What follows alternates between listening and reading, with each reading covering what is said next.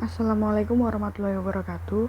Perkenalkan, kami dari kelompok 4 akan mempresentasikan mengenai thermoelectric sensing element. Sebelumnya, perkenalkan nama saya Chandrika Rizky, saya NIM 04. Lalu ada kedua rekan saya. Yang pertama ada Yoga Pratama Putra, NIM 14, dan juga Safifatul Kifliyah, NIM 34. Untuk yang pertama, kami akan menjelaskan mengenai definisi dari thermoelectric sensing element yang akan disampaikan oleh Zafifa. Yang dimaksud dari definisi thermoelectric sensing element yaitu jenis sensor suhu untuk mengukur atau mendeteksi suhu melalui dua jenis logam konduktor yang berbeda, di mana jika kedua ujung logam dari termokopel digabungkan sehingga menimbulkan efek termoelektrik. Selanjutnya saya akan menjelaskan mengenai prinsip kerja dari thermoelectric sensing element.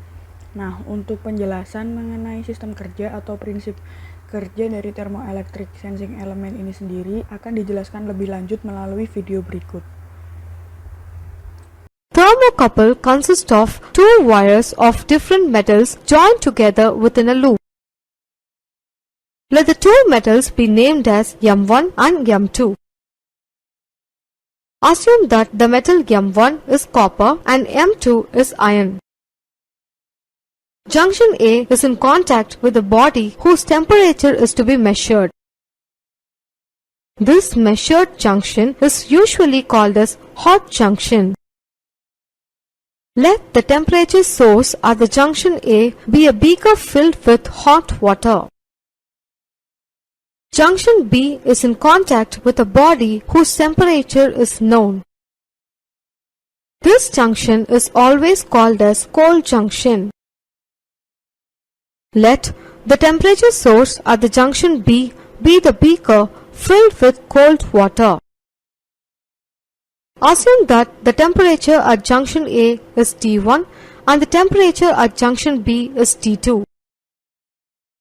In this case, the temperature T1 is higher than T2. Hence, the electrons at the hot junction is highly energized than the electrons at the cold junction. The highly energized electrons from junction A move towards the junction B. The electrons flow from junction A to junction B is through copper metal because only one metal reacts for the unknown temperature T1. This movement of electrons creates holes at junction A, making it positively charged. The accumulation of charges at junction B makes it negatively charged. Since the junction A is positively charged, it attracts the electrons at the junction B towards it. Therefore, the written flow of electrons from junction B to junction A is through iron metal. The electrons at cold junction will not be as highly energized as the electrons at hot junction, hence they move slowly. The direction of current flow in the hot junction is from copper to iron. The direction of current flow from the cold junction is from iron to copper. Charge neutrality is maintained at both the junctions A and B. In order to find the unknown temperature at junction A, the current flowing through the thermocouple should be measured. Now, the loop can be opened at any point inside it. An EMF appears across the open circuit points. This voltage is measured by connecting a voltmeter across the open circuit.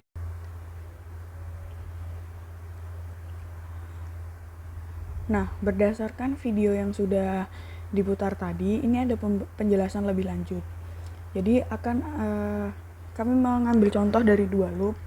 Untuk yang pertama ada loop yang tertutup, di mana saat kedua termoelemen A dan B dihubungkan dengan temperatur cold junction dan juga hot junctionnya itu berbeda, maka akan timbul arus IMF akibat gaya gerak listrik.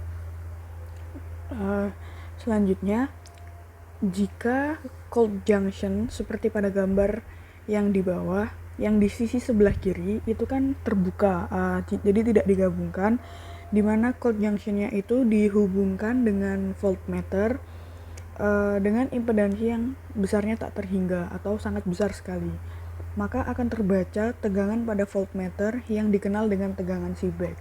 Nah, lalu apa sih tegangan Seebeck itu sendiri?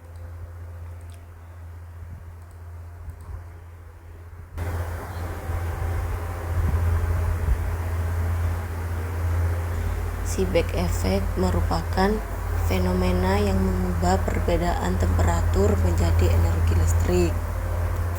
Maksudnya, jika ada dua bahan yang berbeda kemudian dua ujungnya disambungkan, maka akan terjadi sambungan pada satu loop.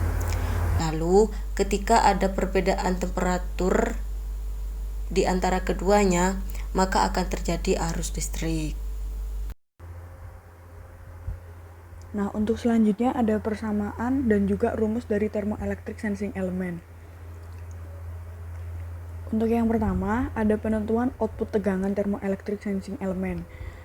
Di sini rumusnya adalah Vout sama dengan VH min VC, di mana Vout adalah output yang kita inginkan yang berada di voltmeter. Nah, untuk cara menghitungnya yaitu VH dikurangi VC, di mana VH ini merupakan tegangan dari hot junction dikurangi dengan VC yaitu tegangan dari cold junction. Nah, selanjutnya ada hubungan tegangan antara termoelemen A dan B dengan perbedaan temperatur. Di sini ada EABT sama dengan SABT dikali delta T, di mana EABT merupakan tegangan Seebeck, lalu SABT merupakan koefisien Seebeck, dan juga delta T merupakan perbedaan temperatur antara hot junction dan juga cold junction.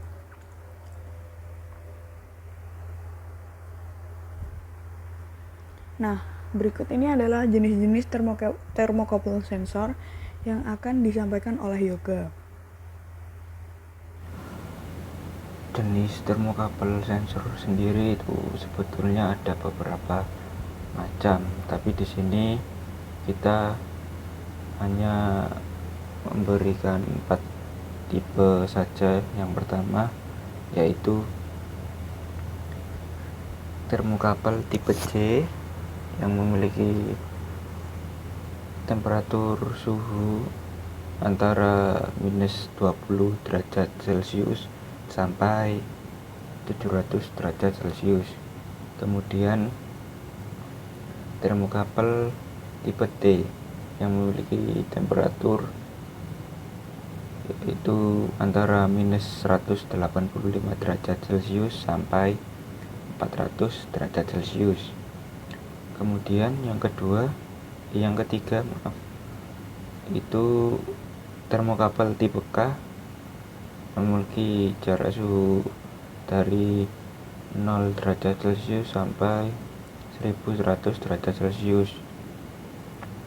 Kemudian thermocouple yang terakhir yaitu tipe R memiliki rentan suhu 0 derajat Celcius sampai 1600 derajat Celcius.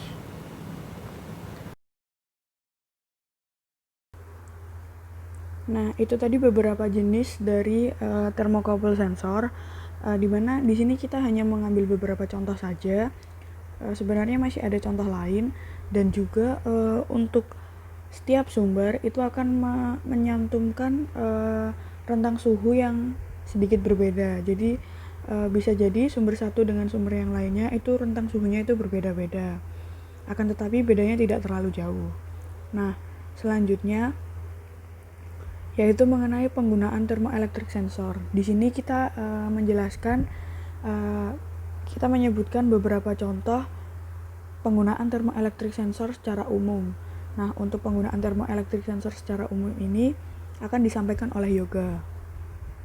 Pertama, dapat digunakan pada industri besi atau industri baja. Kemudian yang kedua yaitu sebagai pengaman pada alat pemanas. Yang ketiga sebagai untuk thermopile sensor radiasi. Dan yang terakhir sebagai pembangkit listrik tenaga panas radioisotop sebagai salah satu aplikasi thermopile. Baik, mungkin itu tadi presentasi dari kelompok kami. Apabila ada kekurangan dan juga ada salah kata, kami mohon maaf. Sekian, wassalamualaikum warahmatullahi wabarakatuh.